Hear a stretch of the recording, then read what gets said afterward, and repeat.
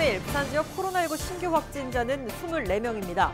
항운노조와 금정구의 요양병원에서 추가 확진자가 나왔고 해운대의 한 무용학원 강습생 3명도 확진됐습니다. 2030 부산 월드엑스포 유치 신청을 앞두고 부산시가 역량을 집중하고 있습니다. 부산시 2030 월드엑스포 추진단장을 만나 부산시가 풀어야 할 과제는 무엇인지 알아봤습니다. 청소년, 학부모가 함께 게임과 미디어에 대해 고민하는 토크 콘서트가 열렸습니다. 비대면으로 전문가와 소통하며 고민을 나누고 맞춤형 교육 방식을 배우는 시간이 됐습니다. 코로나19로 어려움을 겪고 있는 지역 소상공인들을 돕는 우리 동네 단골가게 선결제 범시민운동 캠페인이 펼쳐집니다. 시청자 여러분 안녕하십니까? 헬로티비 뉴스 부산입니다. 3일 부산에서 24명의 코로나19 신규 확진자가 나와 누적 확진자는 2,819명으로 늘었습니다. 신규 확진자 중에는 방문 요양 서비스를 하던 요양보호사 확진자와 접촉한 4명이 양성 판정을 받았고 또 기존에 집단 감염이 발생했던 항운노조에서 3명, 금정구의 요양병원에서 환자 2명이 추가로 확진됐습니다. 또 해운대구의 한 무용학원에서 서울 강남 확진자로부터 강습을 받은 사람들 중 3명이 확진 판정을 받았습니다. 보건당국은 이 무용학원 강습생에 대해 전수조사하기로 했습니다. 올해 2030 부산 월드엑스포의 유치 신청을 앞두고 부산시가 역량을 집중하고 있습니다. 유치에 성공한다면 61조의 경제적 파급 효과가 기대돼 부산 미래 발전의 획기적인 동력으로 작용할 수 있기 때문인데요. 유치를 위해 필요한 부분은 무엇인지 차선영 기자가 2030 월드엑스포 추진단장을 만나 이야기를 들어봤습니다. 2030 부산 월드엑스포는 2023년 11월 국제박람회기구 정기회의에서 169개국 회원국의 투표를 거쳐 최종 운명이 결정됩니다. 2030 월드엑스포 부산 유치를 위한 첫 번째 포인트는 개최 예정지인 북항의 유료구역 확대 부분입니다. 시는 부산 월드엑스포 마스터플랜 수립 제안 검토 회의를 통해 유료구역 확장 방안을 확정하고 정부에 제안할 예정입니다. 시가 부산 유치를 위해 적극적인 역할을 하겠다는 의미입니다. 유료구역 확장 방안에는 공유 수면을 활용해 물에 뜨는 전시 공간과 바다 위 인공섬을 만들어 유료 공간을 확장하고 여기에 해양 특성을 살린 차별화된 콘텐츠를 채우는 방향 등이 포함됐습니다. 유치 의향을 표명한 모스크바 시를 비롯해서 세계 선진 도시들과 저희들이 경쟁을 해야 됩니다. 이런 경쟁에서 우위를 저희들이 점하기 위해서는 그 마스터 플랜에 우리 부산시가 가지고 있는 특색을 반영한 차별화 전략. 2030 월드엑스포 개최지로 선정되기 위한 두 번째 중요한 포인트는 가덕 신공항의 건설 여부입니다. 2023년 11월 개최지 최종 결정 전 같은 해 상반기 현장 실사가 나오는데 국내외 관람객들의 접근성이 개최지 평가의 중요한 잣대이기 때문입니다. 우리 대한민국과 부산의 어떤 미래 100년지 대계를 위해서나 우리 엑스포 유치를 위해서는 24시간 운영이 가능한 가덕 신공항 건설은 반드시 건설돼야 하고 우리 엑스포를 유치를 위해서는 꼭 필요하다는 말씀을 좀 드립니다. 부산 개최를 위한 세 번째 중요한 포인트는 시민들의 적극적인 지지와 동참입니다. 2015년 범시민추진위원회가 구성되는 등 2030 부산 월드엑스포가 국가사업으로 확정된 것에는 시민의 힘이 가장 큰 원동력이었습니다. 시민들의 유치 열망 위에 부산 지역 기업과 시민단체, 여성단체 등도 힘을 보태고 있습니다. 시는 또 올해 젊은 층의 참여를 높이기 위해 창의적이고 참신한 홍보 콘텐츠를 만들고 직접 홍보하는 대학생 서포터즈와 액튜버를 모집해 운영할 계획입니다. 정부와 우리 부산시의 노력도 중요합니다만은 국제박람회 기구에서 또 중요하게 생각하는 것은 그 개최 도시의 시민들의 어떤 참여, 이게 굉장히 중요한 요소로 작용이 됩니다. 시는 코로나19 위기 이후 올해 10월 열리는 글로벌 행사인 두바이 세계 박람회가 어떤 방식으로 열릴지에 주목하고 2030 부산 월드엑스포 유치를 위해 주도적인 역할을 해나간다는 계획입니다.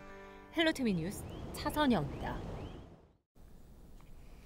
코로나19로 아이들이 집에 있는 시간 주로 무엇을 할까요? 온라인 게임이나 동영상 시청이 아무래도 요즘 가장 많이 하는 게 아닐까 싶습니다.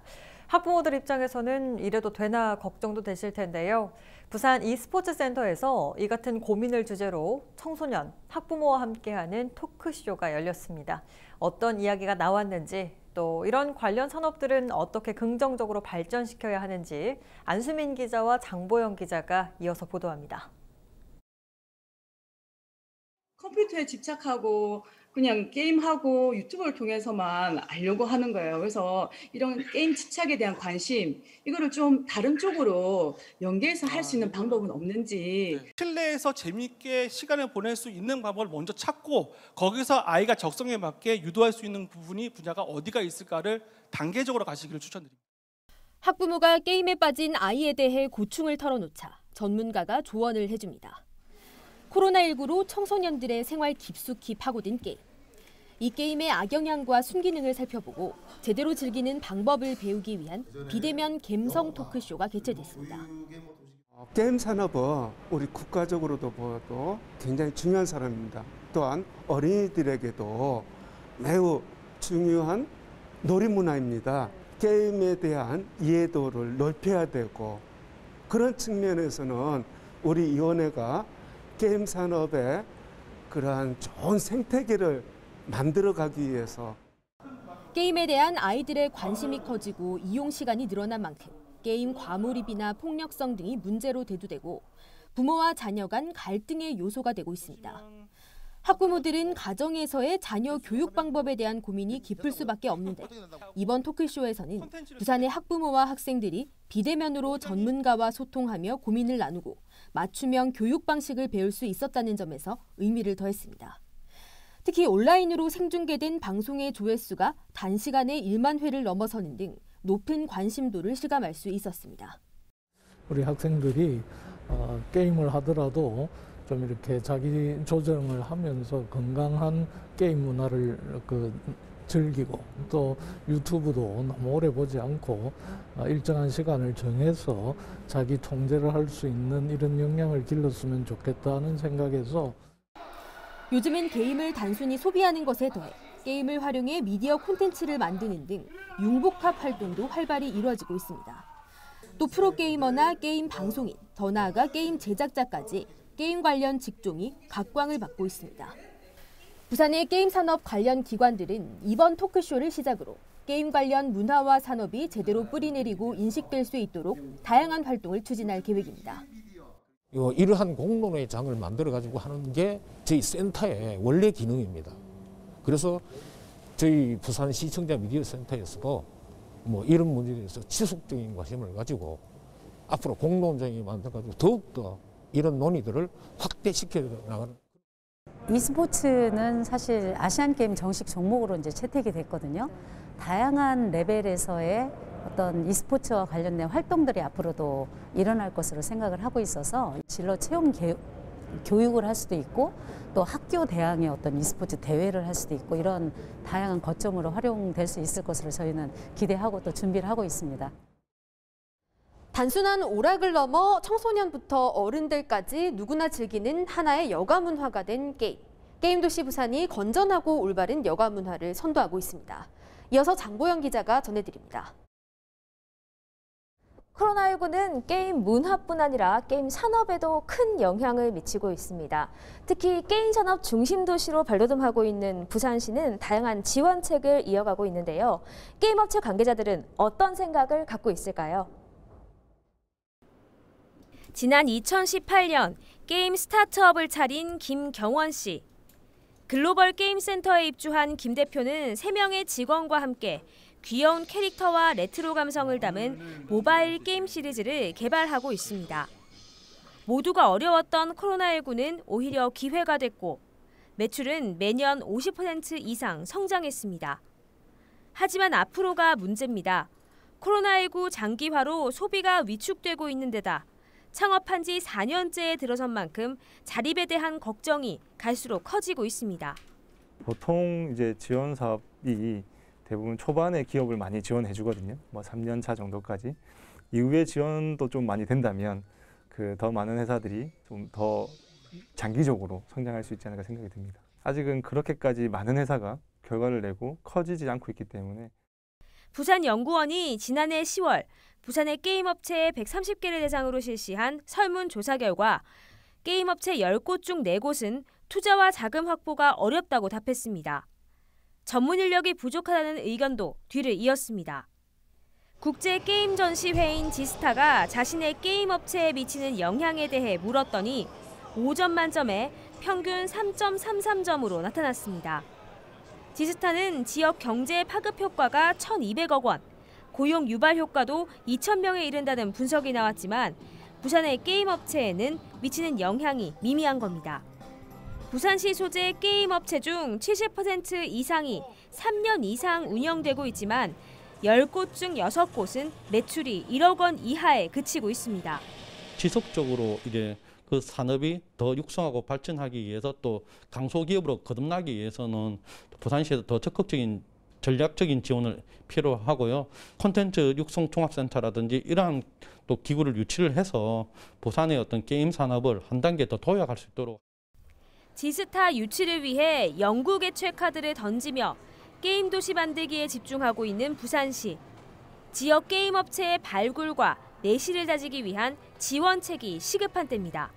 헬로티비 뉴스 장보영입니다.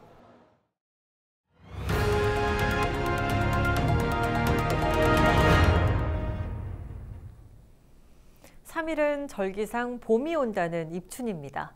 아직까지 날씨는 쌀쌀하지만 그래도 봄 기운은 서서히 다가오고 있습니다.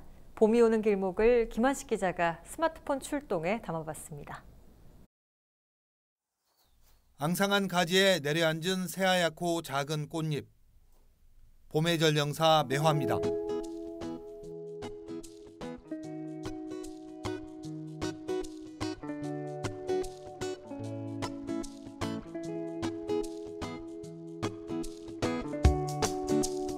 추운 겨울을 이겨내고 봄의 기운을 퍼뜨리는 모습이 대견합니다. 너무 아름다워 꽃이 겨울에 피니까. 아유 그냥 지나가려는 게 너무 아쉬워요. 차가운 날씨에 하나둘 터뜨리던 꽃망울은 어느새 나뭇가지를 새하얗게 물들였습니다.